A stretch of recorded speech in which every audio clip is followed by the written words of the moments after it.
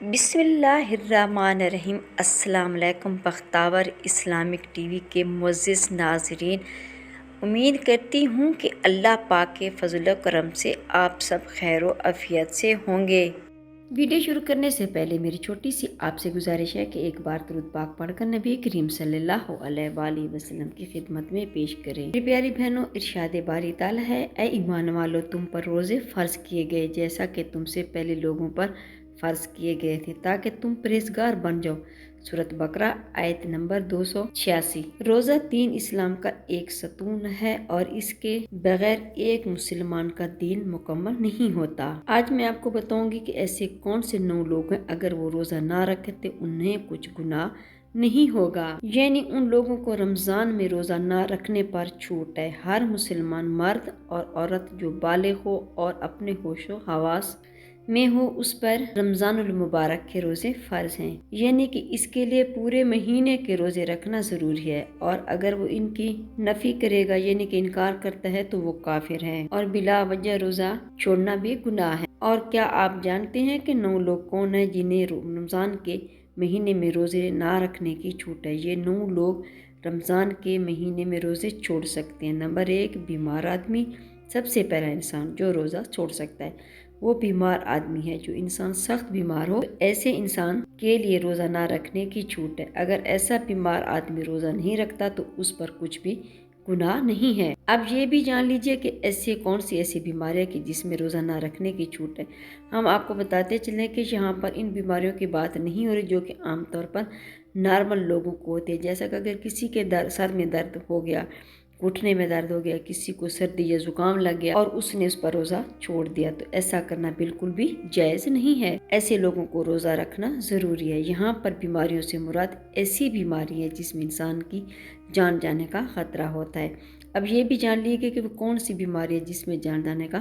خطرہ ہوتا ہے، تو اس بات کا پتہ ایسے چلتا ہے کہ اگر کوئی ماہر ڈاکٹر آپ کو یہ کہہ دے کہ اگر آپ بھوکے پیاسے رہے تو روزہ رکھنے سے آپ کی جان کا خطرہ ہو سکتا ہے، یا پھر ڈاکٹر آپ سے یہ کہہ دے کہ اگر آپ نے روزہ رکھا تو آپ کی بیماری ٹھیک نہیں ہوگی یا آپ کی بیماری اور بڑھ جائے گی، تو ایسی صورت میں رمضان کے مہینے میں روزہ چھوڑنا جائز ہے۔ لیکن چھوٹی موٹی بیماریوں میں روزہ رکھنا تو ٹھیک ہے لیکن چھوڑنا جائز نہیں ہے۔ اب یہاں پر اگر کسی نے اپنی بیماری کی وجہ سے روزے چھوڑ دیے تو یاد رکھے کہ اسے ان روزوں کے بعد میں رکھنا پڑے گا جب اس کی بیماری دور ہو جائے گی، یعنی کہ جب اس کی بیماری ٹھیک ہو جائے گی تو اس کو اپنے چھوڑے روزوں کو قضا کرنا پڑے گا، یعنی کہ جو اس نے قضا کیے تھے وہ ان کو رکھنے پڑیں گے۔ اب اگر کسی کو بیماری ایسی ہے کہ وہ کبھی ٹھیک نہیں ہوگی اور اس کا آخری وقت قریب آ گیا، تو ایسے میں وہ اپنے گھر والوں کو یہ وصیت کرے کہ میرے اتنے روزے چھوٹ گئے ہیں اور ان کا فدیہ ادا کرے، اور فدیہ یہ ہے کہ ہر ایک روزے کے بدلے ایک مسکین کو 2 ٹائم پیٹ بھر کر کھانا کھلائے۔ نمبر 2، حاملہ، یعنی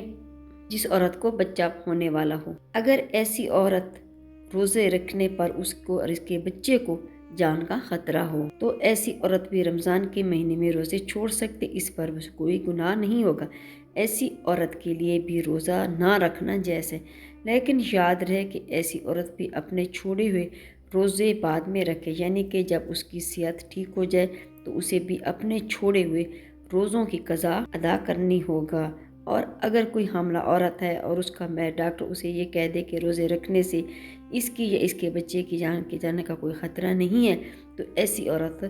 کے لیے روزہ رکھنا ضروری ہے۔ نمبر 3، زیادہ بڑھاپا آ جانا، یعنی تیسرا شخص وہ جو اپنی عمر کے آخری حصے میں پہنچ جائے، یعنی کوئی شخص بہت زیادہ بوڑھا ہو گیا، تو اگر کوئی ایسا شخص ہے جو اپنے بڑھاپے کی وجہ سے اپنی جگہ سے اٹھ بھی نہیں سکتا، بیٹھ بھی نہیں سکتا،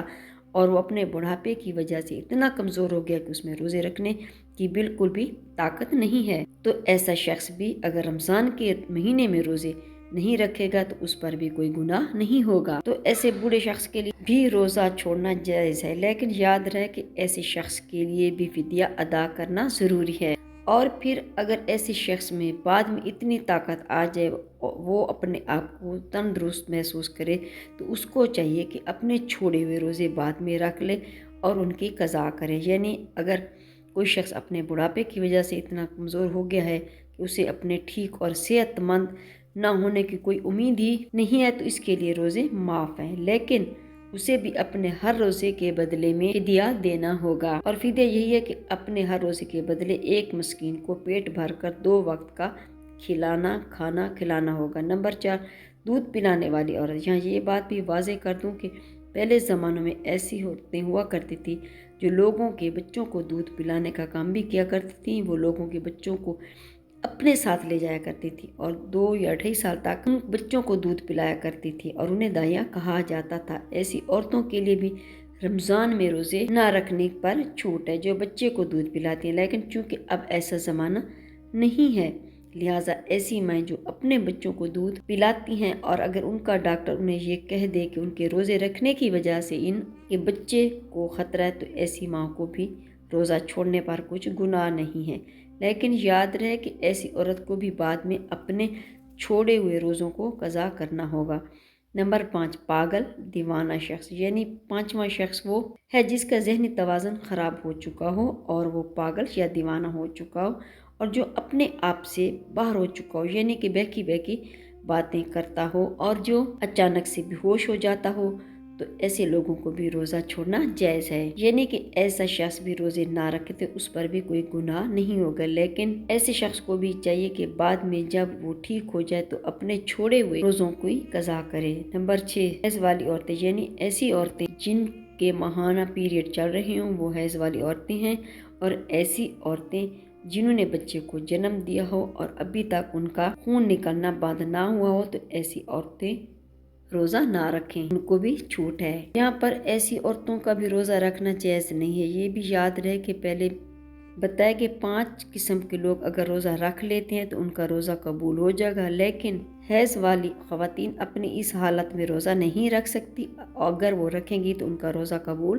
نہیں ہوگا اور ان پر سخت گناہ ہوگا۔ ایسی عورتیں جب بعد میں پاک صاف ہو جائیں تو اس کے لیے روزہ ضروری ہے کہ اپنے چھوڑے ہوئے روزوں کو گنتی پوری کرے۔ نمبر 7، سفر پر ہونا، یعنی مسافر ہوتا ہے تو ایسا انسان جو کہ حالت سفر میں ہے تو اس کے لیے بھی روزہ نہ رکھنے کی چھوٹ ہے اور روزہ نہ رکھنے پر اس کے لیے بھی کچھ گناہ نہیں ہوگا، لیکن یہ بات بھی جان لیجئے کہ اس سلسلے میں سفر کیسا ہوگا تو ہم آپ کو بتا دیں کہ یہ سفر 86 کلومیٹر سے زیادہ ہو اور وہ کم از کم 15 دن کے سفر کی نیت کرے گا، یعنی کہ نیت کر کے گھر سے نکلا تو ایسے مسافر شخص کے لیے روزہ نہ رکھنے پر چھوٹ ہے، لیکن جب ان کا سفر ختم ہو جائے تو پھر اس کے لیے روزہ رکھنا ضروری۔ یہاں پر یہ بات بھی قابل ذکر ہے کہ اگر کوئی شخص سفر کی حالت میں ہے اور وہ یہ کہے کہ وہ روزہ ضرور رکھے گا کیونکہ اس کا سفر آرام دہ ہے تو ایسا مسافر سفر کی حالت میں بھی روزہ رکھ سکتا ہے اور اس کا روزہ ہو جائے گا۔ بس اگر سفر آسان ہے تو روزہ رکھ سکتے ہیں، لیکن اگر روزہ نہ بھی رکھے تو اس پر کوئی گناہ نہیں ہے۔ نمبر 8، ایسا شخص جس کی جان جانے کا خطرہ ہو، یعنی اگر کوئی شخص تلوار لے کر کسی کے پاس آئے اور کہنے لگے کہ اگر تم روزہ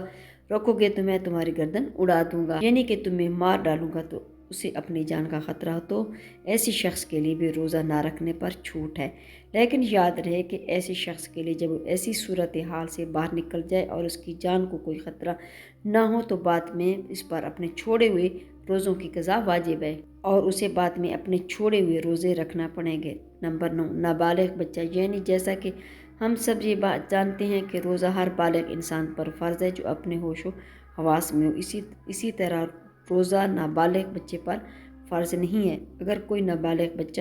روزہ نہیں رکھتا تو اس پر کوئی گناہ نہیں ہوگا اور اس سے روزہ نہ رکھنے پر چھوٹ ہے، لیکن اگر کوئی بچہ 10 سال کی عمر کو پہنچ جائے اور اس میں روزہ رکھنے کی طاقت آ جائے تو اس کو چاہیے کہ وہ روزہ رکھنا شروع کر دے، اور اگر ایسا کچھ روز نہ رکھے تو اس کے گھر والوں کو چاہیے کہ اس پر سختی کریں